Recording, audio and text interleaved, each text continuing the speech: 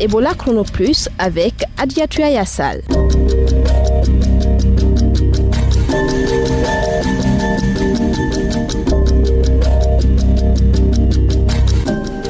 Vous écoutez Ebola Chrono Plus, bienvenue. À Forêt-Carrière, des acteurs de la riposte à Ebola se remettent à niveau pour mieux faire la surveillance syndromique des maladies. L'hygiène dans les écoles laisse à désirer. Vous suivrez dans cette émission le constat de Mohamed Koma. L'invité du jour, Dr Bala Kamara, directeur du service national de santé scolaire et universitaire, nous parlera des activités de son service et du manque d'hygiène dans les établissements scolaires. Également dans cette émission, des explications sur l'impact du manque d'hygiène sur la santé des enfants.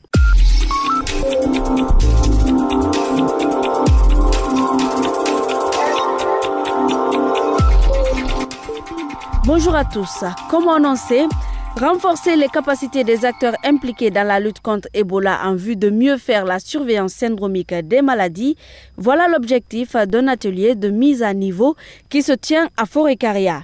Initiée par les partenaires sanitaires tels que OMS et CDC, cette rencontre de 2 jours regroupe des épidémiologistes, des mobilisateurs sociaux ou encore des cliniciens.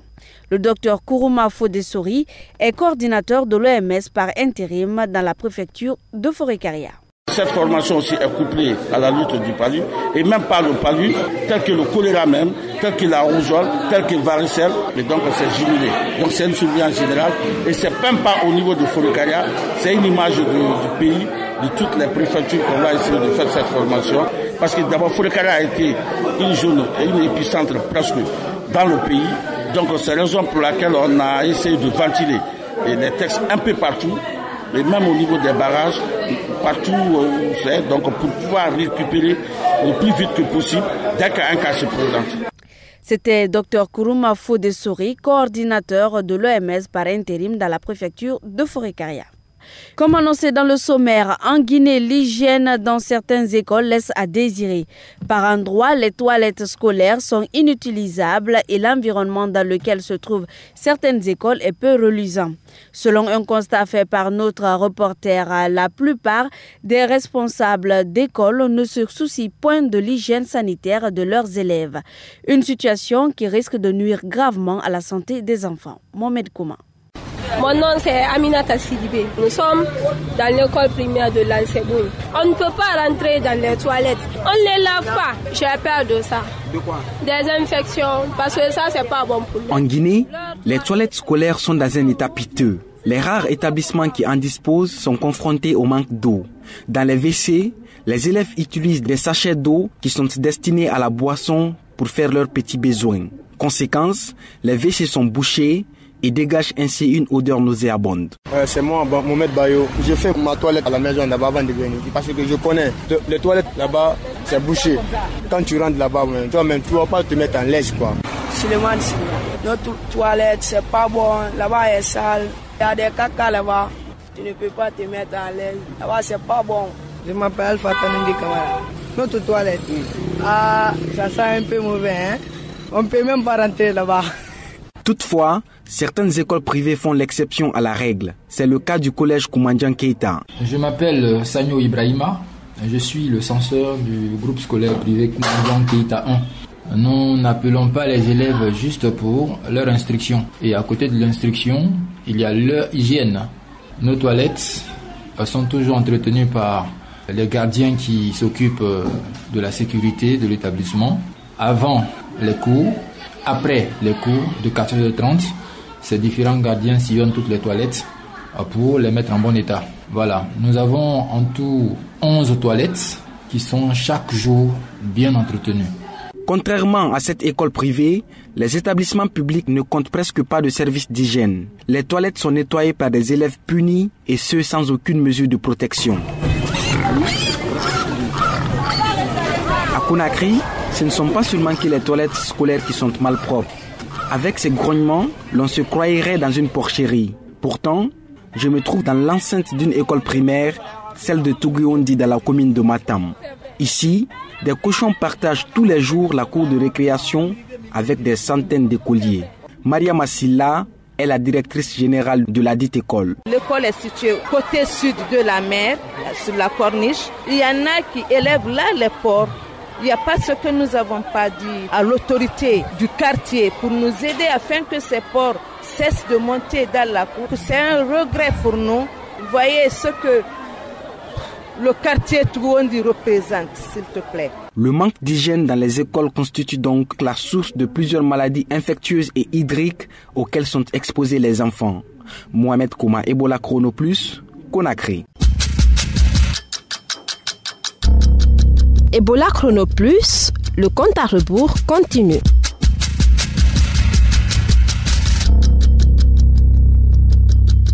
Korkaba, l'hygiène en milieu scolaire, un sujet d'une grande importance parce qu'il concerne directement la santé des jeunes. Dites-nous quelles sont les maladies auxquelles sont exposés ces élèves dans les établissements insalubres. Elles sont nombreuses. Une mauvaise hygiène dans un établissement scolaire peut être la source de nombreuses maladies. Quand vous prenez par exemple les toilettes, généralement, on y attrape des maladies diarrhéiques comme les gastro-entérites. Cela tout simplement parce que les germes responsables de ces maladies se trouvent dans les selles. Et quand les toilettes sont sales, comme l'ont témoigné les élèves que nous venons d'écouter, le risque que ces microbes se retrouvent sur les mains est très grand. Quand les toilettes ne sont pas propres, même sur les murs, il peut y avoir des germes. Et le plus souvent, les filles sont les plus exposées. Pourquoi ? Comme vous le savez, les garçons souvent s'arrêtent pour uriner, mais les filles, non. Et donc, cette position assise des filles fait qu'il y a des éclaboussures qui les exposent à des infections suite à la dissémination des germes. Vous savez, souvent, quand les toilettes sont, comme l'a dit l'un des élèves, quand on ne peut même pas y entrer, mais les filles, elles sont beaucoup plus pudiques que les garçons. Elles sont obligées de se cacher un peu pour pouvoir se mettre à l'aise. Et donc, elles entrent, même quand parfois c'est sale, elles forcent la situation, elles entrent. Et quand elles s'asseyent, elles ne vont pas directement au niveau là où il y a le trou, parce que c'est comme ça, nos toilettes sont faites comme ça. Et quand elles entrent, elles ne vont pas là où il y a le trou, elles s'asseyent directement à côté. Et le plus souvent, le sol, il est sale et il y a des microbes partout.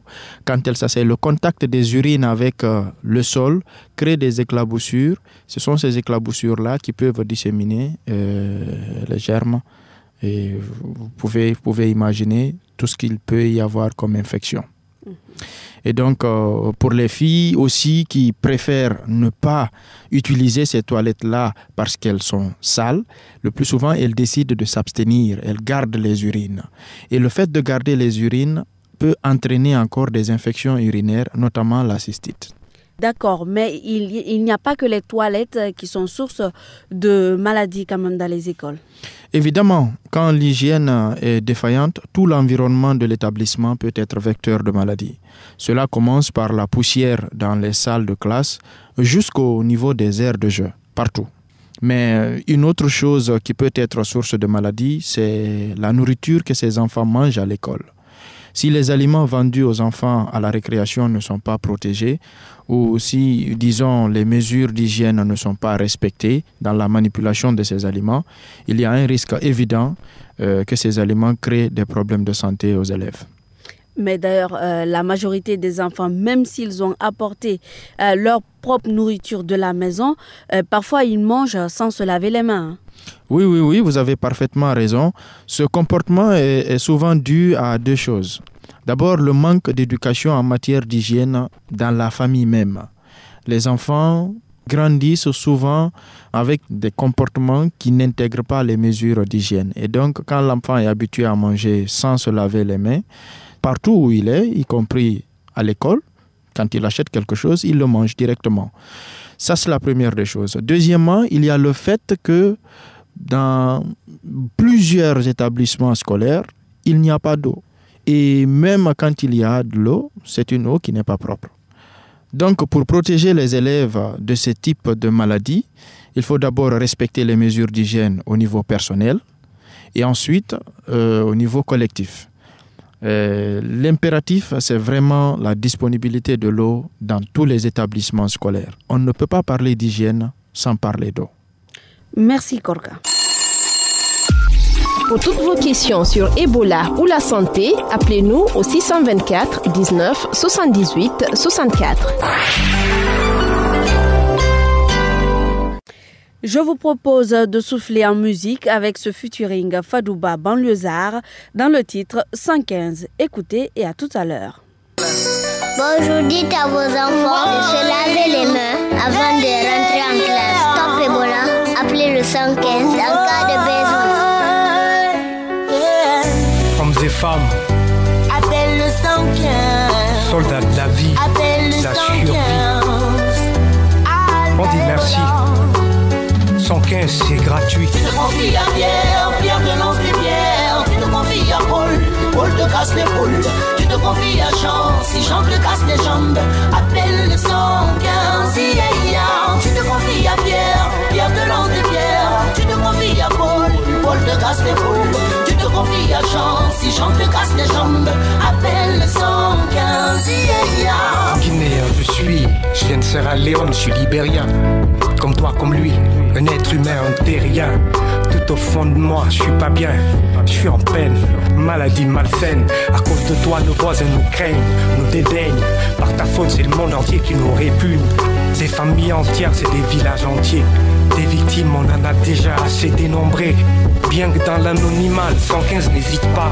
Rappelle-toi, aide-toi et le ciel t'aidera. Le 115 pour toi et moi, le 115 pour tous les cas. C'est de là que ça se bat, jusqu'à ce que sonne le glas. C'est pourquoi... Ebola Chrono Plus, l'invité du jour. Comme vous avez dû le constater dans le reportage de Mohamed Koma, l'hygiène dans les établissements scolaires demeure en Guinée une préoccupation de santé publique. On considère de plus en plus que les installations scolaires de distribution d'eau et d'assainissement sont indispensables à la promotion de bonnes pratiques d'hygiène et de bien-être des enfants. En Guinée, beaucoup d'écoles ont des installations en piteux état. Pour en parler, Mohamed a rencontré le Dr Bala Kamara. Il est le directeur du service national de santé scolaire et universitaire. En matière de santé scolaire et universitaire, ce qu'on fait, c'est la visite systématique. Qu'est-ce que cela veut dire, visite systématique? On examine les enfants, malades ou pas malades. Donc, on établit chez chacun de ces enfants qu'ils présentent, par rapport à tel et tel appareil, des anomalies ou pas d'anomalies. Et donc, il est apte ou inapte. Ou bien, il mérite de faire des examens complémentaires pour qu'il soit apte à suivre les cours sans danger ni pour lui, ni pour son entourage. C'est ça la visite systématique. En parlant de cette visite systématique, est-ce qu'elle est fonctionnelle dans les différents établissements, que ce soit Conakry ou à l'intérieur du pays? Non, il faut avoir le courage de dire qu'elle ne se fait pas actuellement. Et cela est dû à quoi? D'abord, beaucoup de médecins sont rares dans cette structure, pour des raisons que je ne peux pas expliquer. Les élèves et parents d'élèves se plaignent de manque d'hygiène dans certains établissements aujourd'hui, que ce soit à Conakry ou à l'intérieur du pays. Quel rôle peut jouer ou quel rôle joue votre service dans ce cadre? Il faut qu'à l'école, on puisse doter les écoles de points d'eau. S'il n'y a pas de points d'eau, on ne peut pas parler d'hygiène. Donc l'eau et l'assainissement. Assainissement, il faut qu'il y ait des latrines séparées pour filles, garçons et enseignants. Et il faut l'avoir dans toutes les écoles. Malheureusement, ça coûte cher pour l'implanter, pour l'entretenir, ça coûte cher. C'est en cela que les associations de parents d'élèves devraient s'investir pour aider l'État à faire fonctionner normalement les écoles avec des points d'eau et des latrines. Mais est-ce que l'État aussi ne devrait pas mettre l'eau dans les toilettes, maintenir l'hygiène, nettoyer propre les toilettes le matin, le soir? Cela pourrait, une fois de plus, garantir la santé, j'espère. Oui, ce que vous dites, ça c'est votre droit de dire ça. L'État doit s'y mettre. L'État fait ce qu'il peut déjà, mais l'État ne peut pas tout faire. Voilà. Nous constatons au-delà des toilettes, certains établissements scolaires sont envahis par des animaux comme des cochons.